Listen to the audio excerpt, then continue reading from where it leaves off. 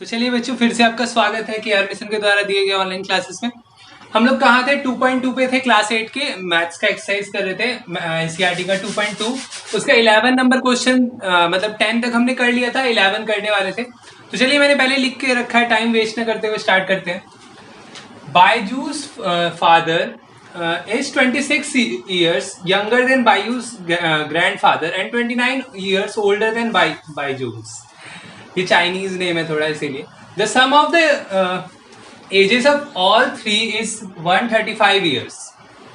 हमको देखिए बोल क्या रहा है, कुछ नहीं, बहुत सिंपल क्वेश्चन है, बस थोड़ा घुमा के दिया है। हम इसको नीचे से ऊपर पढ़ते हैं। पहले देखिए, हमको पता है कि उन तीनों का सम है, क्या है? 135 है ना। कितना है? 135 है। अब देखिए, इससे हमको क्या पता लग रहा है? अगर हम बायजून का एज जो है उसको हम x मान लेते हैं। अब देखिए, उसके फादर का एज कितना होगा? Byju's father is 29 years older than Byju's. इससे कितना बड़े हैं उसके पापा? 29 साल बड़े हैं, है ना। मतलब अगर बायजूस उस लड़के का एज x है तो उसके पापा का एज क्या हो जाएगा? x + 29, है ना, क्योंकि इतना ही बड़े हैं ना उसके पापा। अब देखिए, उसके ग्रैंडफादर उसके पापा से कितने बड़े? Byju's father is 26 year younger than his grandfather. उसके ग्रैंडफादर से कितने छोटे हैं उसके पापा? 26 ईयर। मतलब इसका क्या हुआ? उसके पापा के एज से उसके ग्रैंडफादर का एज कितना बड़ा है? 26 साल बड़ा है। तो अगर ये एज है इसका, इस लड़के का, और ये एज है उसके पापा का, तो इससे भी ज्यादा बड़े कौन है? उसके ग्रैंडफादर। तो उसके ग्रैंडफादर का एज क्या हो जाएगा? उसके पापा का एज प्लस 26 ईयर, है ना। समझ में आ रहा है? कुछ नहीं है, हम माने क्या कि उस लड़के का एज x है, ठीक है। तो उसके पापा उससे 29 साल बड़े हैं, लिखा हुआ है, और 29 ईयर्स ओल्ड है। तो उसके पापा का एज x + 29 हो जाएगा। उसमें उसके एज में अगर उसके 29 ऐड कर देंगे तो उसके पापा का एज आ जाएगा। अब उसके पापा के एज में हम 26 साल ऐड कर देंगे तो उसके ग्रैंडफादर का एज आ जाएगा, है ना। तो हमारे पास तीनों एज आ गए हैं। तो चलिए बनाते हैं इस क्वेश्चन में।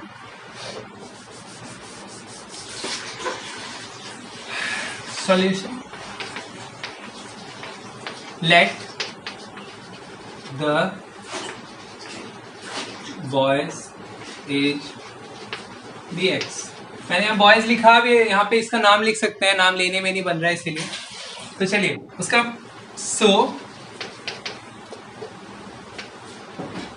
अगर हमने उसका एज x माना है, नहीं, according to the question direct लगाते हैं, क्यों लिखेंगे उतना सा? x प्लस कितना? उसके पापा का एज क्या हो जाएगा? x + 29।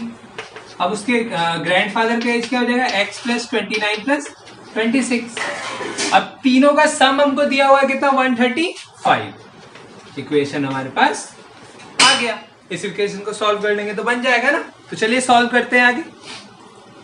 29 + 29 + 26 कितना होगा? 9 + 9 84, 135।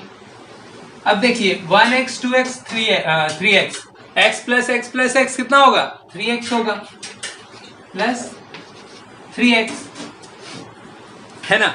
अब देखिए ये 84 इधर प्लस में, उधर ले जाएंगे तो 135 - 84 इधर 3x हो जाएगा। अब 135 - 84 51, 3x। अब ये 3 इधर मल्टीप्लाई में, उधर जाएगा तो डिवाइड में, 51/3, 3 1 जा, नहीं 3 7 जा, वैसे ही जाएगा। हाँ, 3 1 जा 3 और 3 7 जा 21। सही। तो हमारा आंसर कितना आया? x का वैल्यू क्या आ गया? 17। x = 17, है ना। अब देखिए x 17 है। x हमने क्या माना था? बायजूस का एज 17 आया ना। अब इसका एज 17 आया तो इसके फादर का एज क्या हो जाएगा? अब ये खुद से लिख लीजिएगा, या मैं लिख देता हूं। Boy's age = 17, his father's age 17 plus कितना था? 29, है ना। अब हिज ग्रैंडफादर्स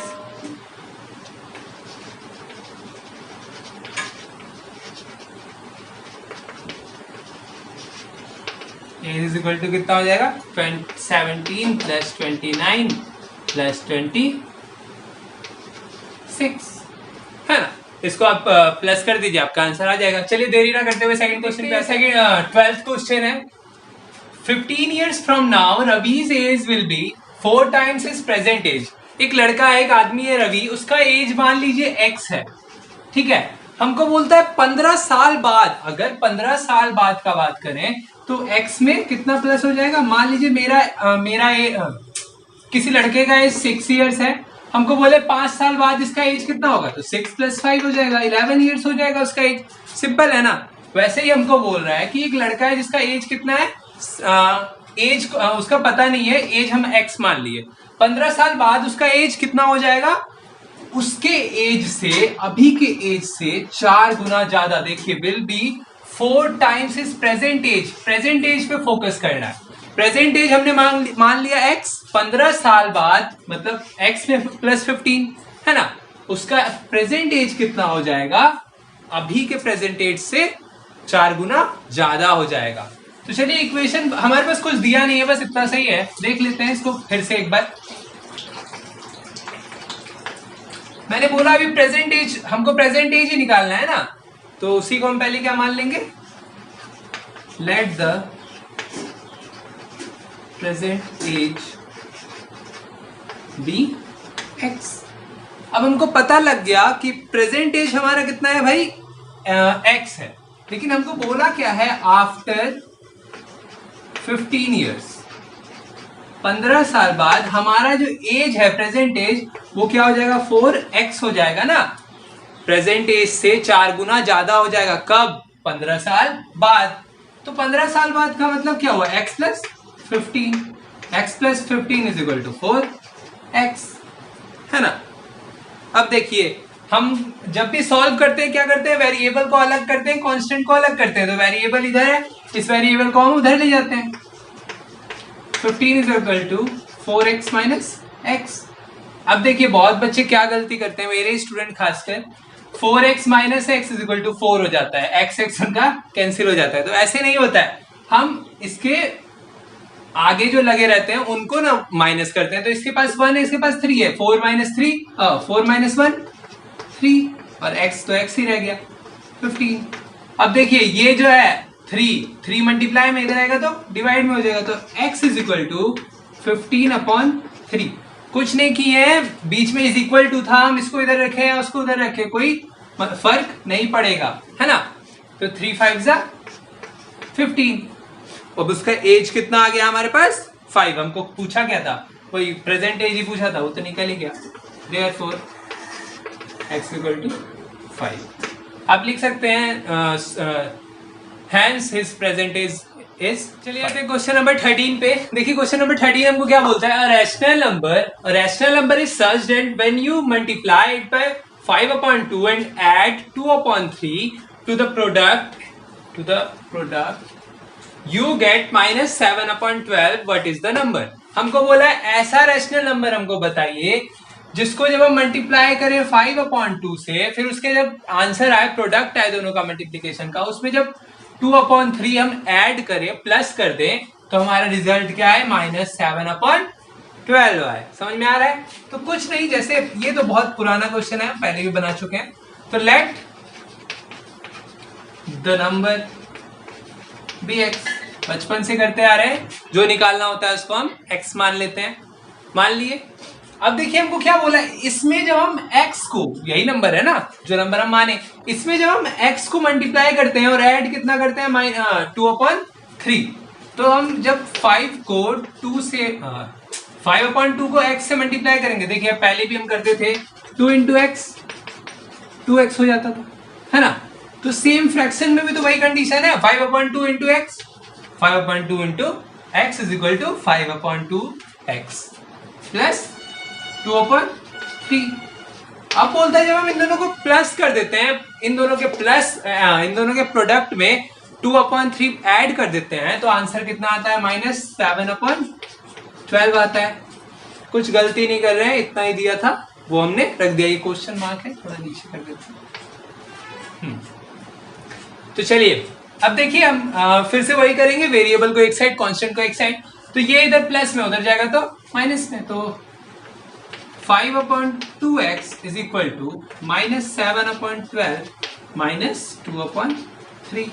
दोनों का एलसीएम लेंगे जो पहले करते थे, तो एलसीएम तो 12 ही आएगा। 5/2x है ना।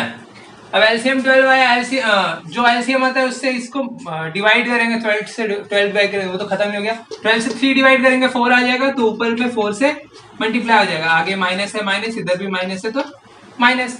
अब इधर कितना आया 4 × 2 -8 प्लस -7, माइनस माइनस प्लस हो जाएगा ना, और साइन वही लगेगा जो बड़े के पास है। बड़ा कौन है, 8 है, 8 के पास माइनस है ना। तो क्या हो जाएगा माइनस कितना होगा 7 + 8 15/12।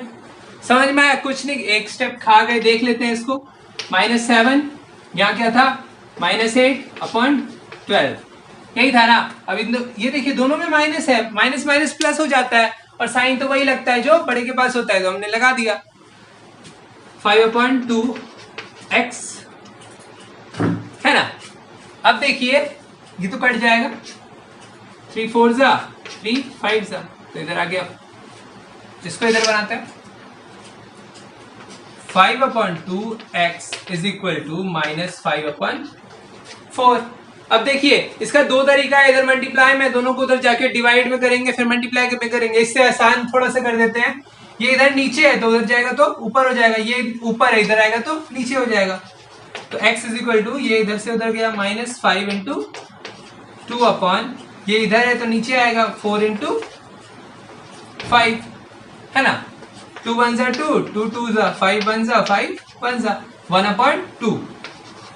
x is equal to -1/2। Minus मेरे से हर बार छूट जाता है, इस बार नहीं छूटा।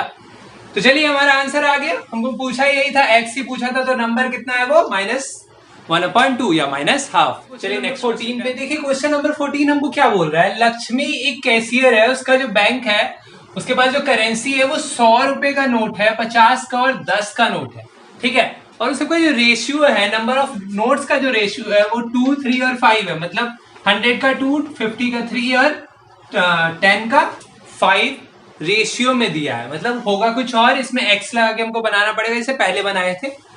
The total cash with her is 4 lakh. Total cash उसके पास कितना है 4 लाख। इसमें आपको एक चीज आपको याद रखना होगा, नंबर ऑफ नोट्स और टोटल अमाउंट, ये दोनों चीज अलग अलग है ना। बहुत बच्चे क्या करते हैं, दोनों को मिक्स कर देते हैं। हमको देखिए अगर नंबर ऑफ नोट्स निकालना है तो हमको क्या होगा, इसमें कुछ होगा, मतलब इसमें कुछ x मल्टीप्लाई होगा तो नंबर ऑफ नोट्स निकल जाएगा, है ना, इन तीनों में।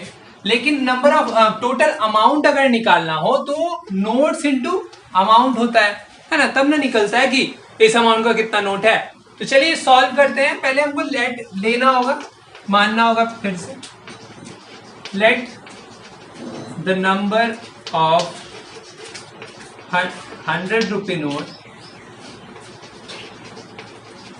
बी कितना है 2 है तो 2x है ना।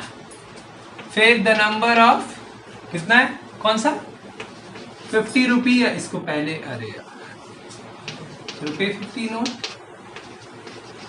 बी 3x है ना। फिर से वही नंबर ऑफ 10 रुपये नोट बी 5x। अब देखिए हमको क्या बोलता है, टोटल कैश, मतलब इतना इंटू इतना, इतना इंटू इतना, इतना इंटू इतना, और तीनों को जब हम प्लस करेंगे तो टोटल कैश हमारे पास आ जाएगा। जैसे पहले करते थे, बस धीरे धीरे वैसे ही अप्रोच करना है हमको। देखिए कैसे, 2x है ना। 100 का कितना नोट है 2 है, मतलब 2x नोट है, हमने मान लिया है ना। तो 2x से अगर 100 को मल्टीप्लाई करेंगे तब ना पता लगेगा कितना अमाउंट है। वही मैंने बोला कि नंबर ऑफ नोट्स और नंबर ऑफ टोटल अमाउंट दोनों अलग अलग चीज है, इसको बढ़िया से समझना पड़ेगा आपको।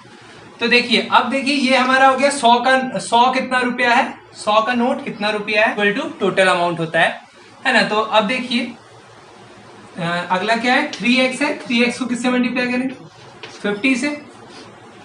अब 5x है, 5x को किससे मल्टीप्लाई करेंगे 10 से। अब देखिए जब हम इन तीनों को प्लस करेंगे तब ना हमारा टोटल अमाउंट होगा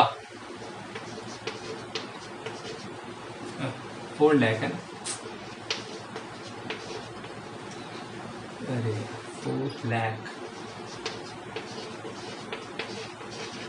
000।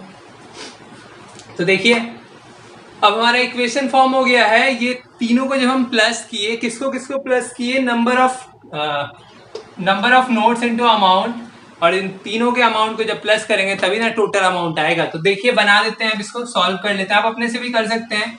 x तो x ही रहेगा, 2 इंटू 100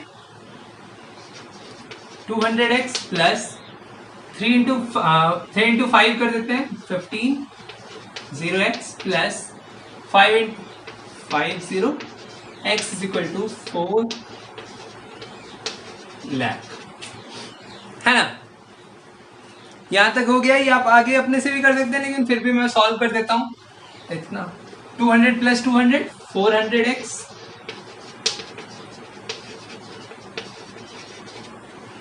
अब देखिए 400 इधर मल्टीप्लाई में उधर जाएगा तो डिवाइड में x is equal to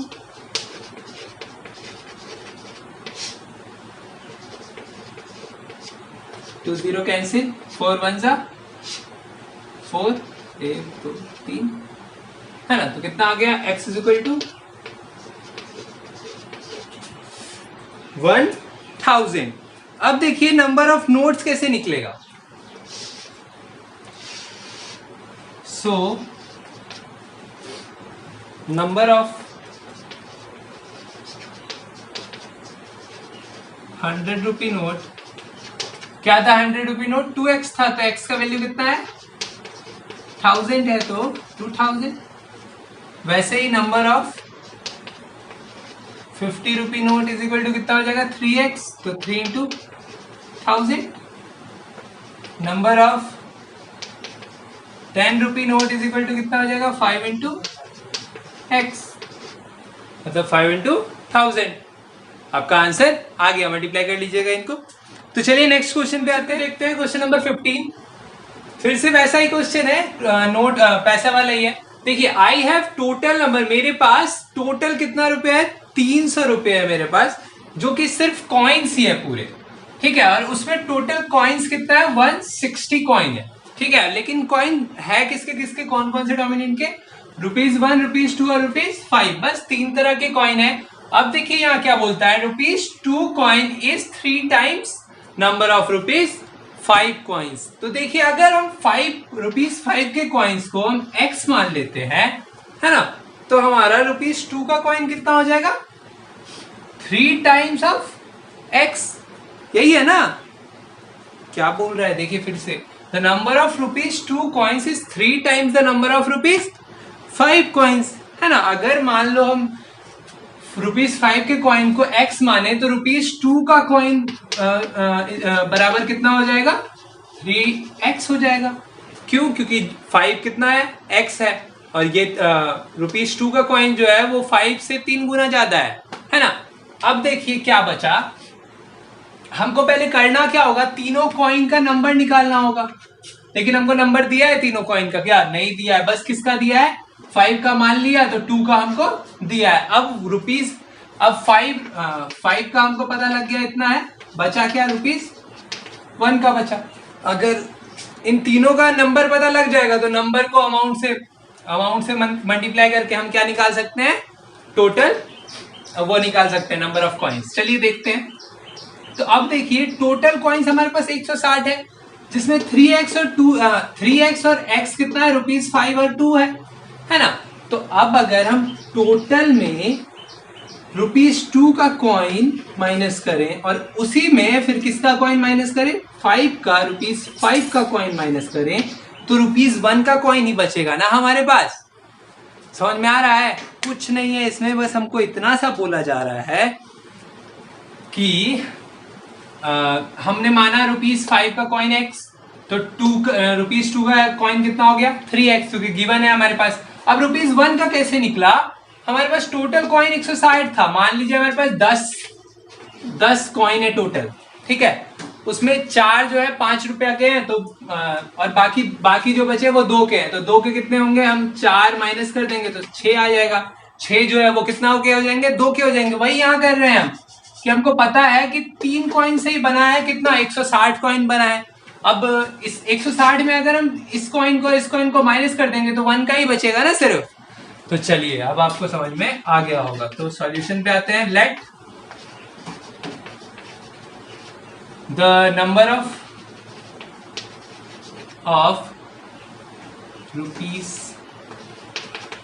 ₹5 coins be x, है ना। सो ₹2 is equal to 3x, ₹1 is equal to 160 minus 3x minus x। अब देखिए 3x minus x minus minus plus हो जाएगा, तो यहाँ हो जाएगा 160 minus 4x, सिंपली। अब देखिए पिछले में जो हम किए थे वो इसमें भी करेंगे। पिछले में हम क्या किए थे, ये जो था नंबर ऑफ कॉइन्स को अमाउंट से मल्टीप्लाई किए थे, तीनों को प्लस किए थे और प्लस करने पे जो अमाउंट है उससे हम इक्वेशन फॉर्म कर दिए थे। तो सिंपली वही करते हैं हम सब फिर से। अकॉर्डिंग टू द क्वेश्चन क्या हो जाएगा, इतना इंटू 1, है ना। तो 160 माइनस 4x इंटू 1 प्लस 2 के साथ क्या होगा 3, 2 इंटू 3x प्लस 5 के साथ x, तो 5x सिंपल लिखते हैं। और टोटल जब इन दोनों को प्लस करते हैं तो कितना है हमारे पास, 300 है। कुछ नहीं है, आराम आराम से बस आपको समझते जाना है ना। सिंपल है पूरा। अब देखिए सॉल्व करते हैं इसको हम, ये तो उतना ही रह जाएगा 160 minus 4x plus 2 into 3 6x plus 5x is equal to 300। अब देखिए 6x plus 5x 11x is equal to 300, यहाँ पे प्लस हो जाएगा, ये 11 है, माइनस 4x 160। अब 11 minus 4 7x is equal to 300, और इधर ये देखिए बड़े के पास क्या है, प्लस है, तो प्लस लग जाएगा 160। अब 160 इधर किस में है, प्लस में, उधर जाएगा तो माइनस में। 7x is equal to 300 upon 300, ये प्लस में था उधर गया माइनस में 160, तो नीचे दिखेगा ना, अभी दिखेगा 7x is equal to 140, minus किए दोनों को 140 आया। अब देखिए इधर 7 किस में मल्टीप्लाई में, उधर जाएगा तो डिवाइड में हो जाएगा, तो x is equal to 140 upon 7, 7 2 जा 14, 0 कितना आया, x इज इक्वल टू 20। देखिए पिछले बारे में मैंने किया, इस बार मैं नहीं करूंगा। आपको x का वैल्यू सब में पुट करना है, आंसर निकाल लेना है। इसमें x का वैल्यू पुट करेंगे तो ₹5 का कॉइन कितना आ गया, x है तो 20 आ गया, 2 यहाँ 3x है, 2 इंटू 3 60 आ गया। अब इसमें x का वैल्यू पुट कीजिए आप और आंसर निकाल लीजिए, कितना आएगा उसका 80 आएगा, 20 60 और 80 आएगा आंसर। तो चलिए हमारा ये लास्ट क्वेश्चन है, द ऑर्गेनाइजर ऑफ एन ऐसे competition decide that a winner in the competition get a prize of ₹100 and who does not win gets ₹25. The total money distributed is 3000. Find the number of winners if the total participants is 63. हमको बोला एक ऐसे writing competition रखा गया जिसमें total participants कितने थे, 63 थे। अब हमको बोला है कि जो विनर होगा उसको, एक विनर को कितना रुपया मिला, 100 रुपया मिले, और जो जीत नहीं पाया उसको कितना रुपया मिला, 25 रुपया, है ना।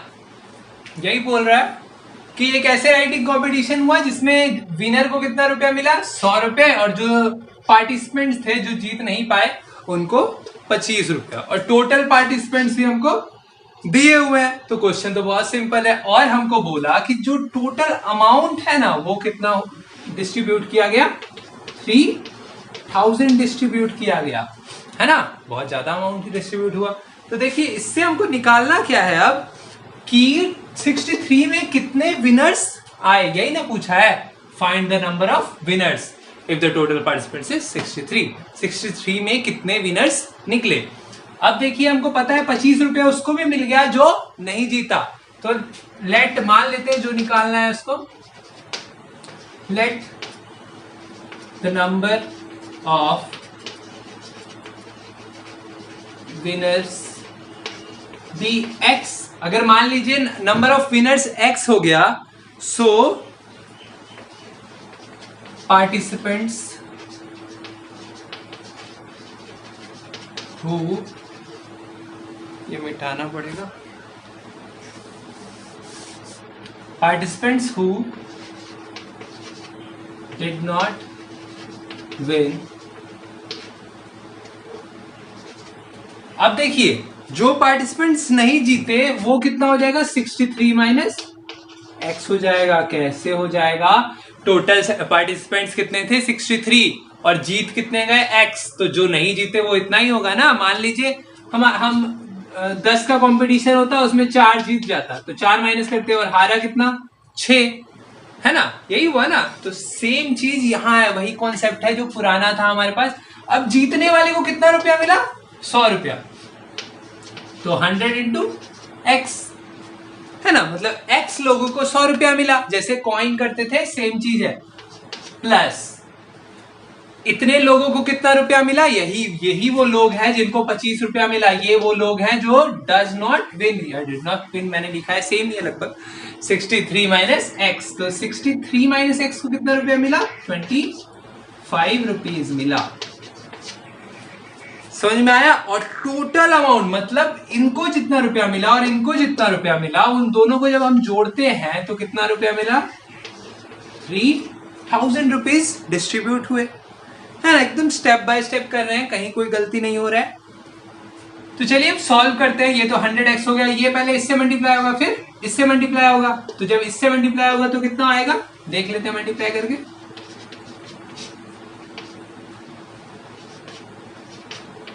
1575, आप लोग भी चेक कर लीजिएगा, अच्छा रहेगा।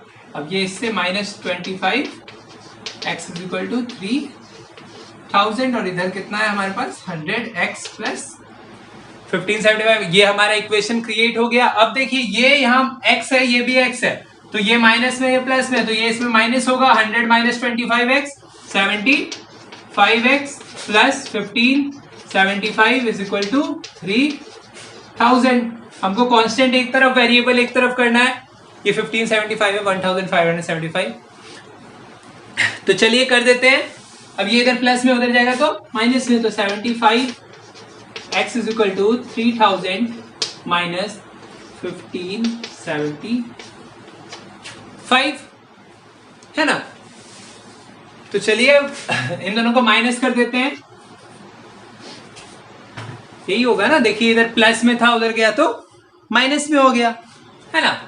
तो माइनस कीजिए, 5, 10 में 5 गया 5, 9 में 7 गया 2, 9 में 5 गया 4, यहाँ 1 बचा, 1 माइनस नहीं 2 बचा, 2 minus 1 1, 75x is equal to 1425।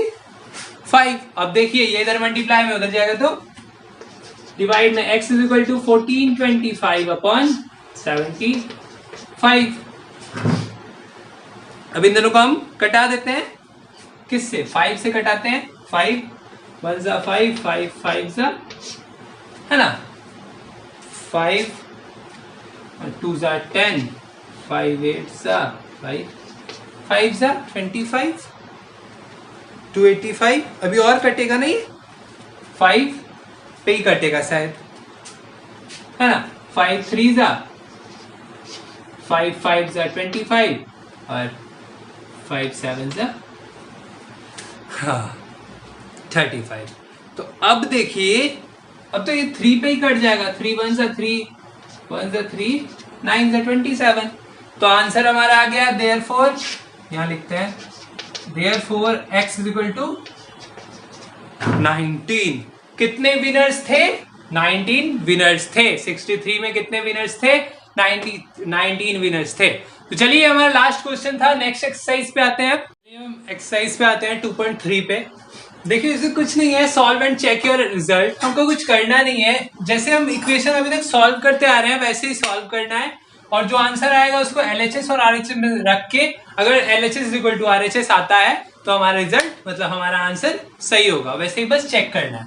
देखिए हम जब स्टार्ट किए थे एक्सरसाइज इंट्रो वीडियो में हम जान लिए थे कि इधर वाला LHS और इधर वाला RHS होता है। तो चलिए सॉल्व करते हैं, इसको पहले बनाते हैं, बाकी अपने से ही आपको बनाना होगा, मैं बस एक ही बताऊंगा। तो क्या है 3x is equal to 2x plus 18। देखिए कितना बहुत सिंपल है, हमको करना कुछ नहीं होगा, बस ये वेरिएबल है, वेरिएबल को इधर कर देते हैं, मतलब कांस्टेंट और वेरिएबल को जैसे अलग करते थे वैसे ही। 3x minus 2x is equal to 18। अब ये 3 माइनस 2 1x, या x भी आप लिख सकते थे 18, देयरफॉर x इक्वल टू 18। अब चेक करना है, चेक कैसे करेंगे? Now LHS is equal to, हमारा LHS क्या है 3x है ना, ऐसे ना, LHS क्या है हमारा 3x है। तो चलिए बनाते हैं 3x, x का वैल्यू हमारा कितना आ गया 18, तो x के यहाँ पे हम 18 को पुट कर देंगे। 18 3 सा 54 है ना। अब हमारा LHS अगर 18 आया तो हमारा RHS भी कितना आना चाहिए 18 ही, 54 ही आना चाहिए, क्योंकि LHS 54 है तो RHS भी 54 आएगा, तभी हमारा रिजल्ट क्या होगा सही होगा। अब RHS कितना है 2x प्लस 18। आपने पहले भी ये किया होगा 7 में, फिर से वही चीज कर रहे हैं बस। 2 इंटू एक्स की जगह पे क्या आ जाएगा 18 आ जाएगा plus 18। 2 into 18 36 plus 18 is equal to 54। Hence check, हमारा रिजल्ट सही है। बाकी में भी आपको कुछ नहीं करना है, कांस्टेंट अलग वेरिएबल अलग करके जो आंसर आएगा LHS RHS करके बनाना है। अगर सही आ रहा है तो ठीक है, नहीं तो फिर से बना के देखिए एक बार। चलिए आगे बढ़ते हैं, 5 तक हो गया। क्वेश्चन नंबर 6 पे आते हैं। 8x plus 4 is equal to 3 into x minus 1 plus 7। अब देखिए यहाँ इसको पहले लिख लेते हैं, या लिखा हुआ ही है फिर से क्यों लिखेंगे। यहाँ देखिए डिस्ट्रीब्यूटिव मेथड लगेगा, मतलब 3 पहले इससे इंटू होगा फिर इससे इंटू होगा, बाकी पहले उतना वैसे ही रहने देते हैं। 8x plus 4 is equal to 3x minus 3 plus 7। अब देखिए -3 plus 7, 7 minus 3 4, 3x plus 4 plus 4 8x। अब ये प्लस 4 प्लस में इधर है तो उधर जाएगा तो माइनस में। 8x is equal to 3x plus 4 minus 4, 4 minus 4 0। तो अब ये 3x इधर प्लस में इधर आएगा तो माइनस में। 8x minus 3x is equal to 0, उधर 0 बचा है ना, तो 5x इज इक्वल टू 0। अब 5 इधर मल्टीप्लाई में उधर जाएगा तो डिवाइड में। x is equal to 0 upon 5, 0 upon 5 is equal to 0 होगा, x इज इक्वल टू 0। अब देखिए LHS, हमको फिर से रिजल्ट अपना चेक करना है, तो LHS क्या है 8x plus 4, 8x plus 4, x की जगह पे 0 पुट करना है हमको। 8 into 0 plus 4 is equal to 4। LHS हमारा कितना आ गया 4 आ गया। अब RHS हमको लेना है। RHS हमारा क्या है 3 into x minus 1, 3 into x minus 1 plus 7। x का वैल्यू कितना है 0, पुट कर देते हैं। तो 3 इंटू ये तो 0 हो गया, 3 into minus 1 minus 3 plus 7, 7 minus 3 4। हमारा रिजल्ट भी सही आ गया। तो चलिए क्वेश्चन नंबर 8 पे आते हैं, क्योंकि 7 आसान है, आप बना लीजिएगा।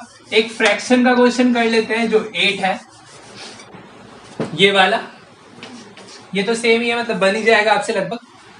तो चलिए इसमें क्या है हमको देखना है, ये इधर किस में है प्लस में, इधर आएगा तो माइनस में हो जाएगा, है ना। क्वेश्चन नहीं लिख रहे हैं, डायरेक्ट सॉल्व कर रहे हैं क्वेश्चन, क्योंकि है वहां पे लिखा हुआ 2x माइनस 3, ये इधर प्लस में इधर माइनस में, minus 7x upon 15 is equal to. अब देखिए ये 1 इधर किस में था प्लस में, उधर जाएगा तो माइनस में। यहाँ 3 ऑलरेडी रखा हुआ है, 3 माइनस 1 कुछ नहीं किए, इसको इधर लाए और इसको उधर ले आए, ये प्लस में था इधर माइनस, ये प्लस में था उधर माइनस। अब देखिए दोनों का एलसीएम लेंगे तो कितना हो जाएगा 15 हो जाएगा, और इधर 3 - 1 2 हो जाएगा, है ना। अब एलसीएम लेते हैं तो इसको डिवाइड करेंगे, मतलब 15 को डिवाइड करेंगे 3 से, कितना आएगा 5 आएगा, तो 2 × 5x माइनस 15 है तो 7x ही हो जाएगा ये, है ना। अब देखिए 10x minus 7x upon 15 is equal to 2।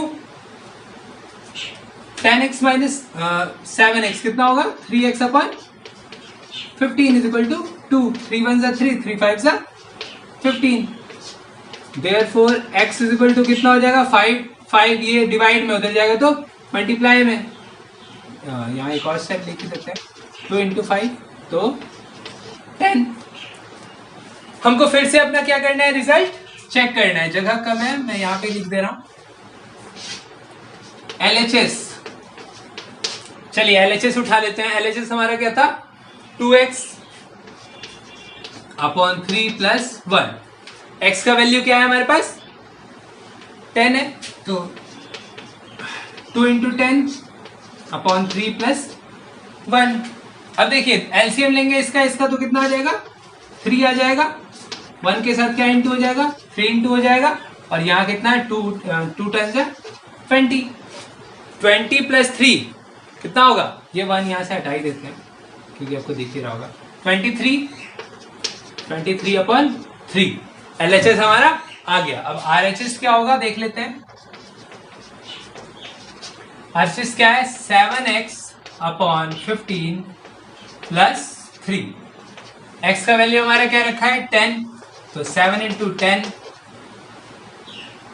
Upon 15 + 3। दोनों का एलसीएम लेंगे, इसका और इसका कितना हो जाएगा 15 हो जाएगा। अब यहाँ पे देखिए 15 नहीं है तो 3 × 15, 15 3 = 45, 7 × 10 70, यहाँ लिखते हैं 70 + 45 5 अपॉन 15। किससे कटेगा ये 5 3 = 5 2 = 10 और 5 3 = तो ये आ गया 23 अपॉन 3। हेंस हमारा रिजल्ट सही आ गया क्योंकि LHS = RHS हो गया। तो चलिए ये हमारा लास्ट क्वेश्चन था 8 तक। ये दोनों क्वेश्चन भी सेम है। ये दोनों क्वेश्चन देखिए 2y + 5 upon 3 = 26 upon 3 - y, 3m = 5m - 8 upon 5। ये अपने से आप बना लीजिएगा। आंसर्स कमेंट सेक्शन में जरूर बताएं। वीडियो अच्छी लगी तो लाइक करें, चैनल को सब्सक्राइब जरूर करें।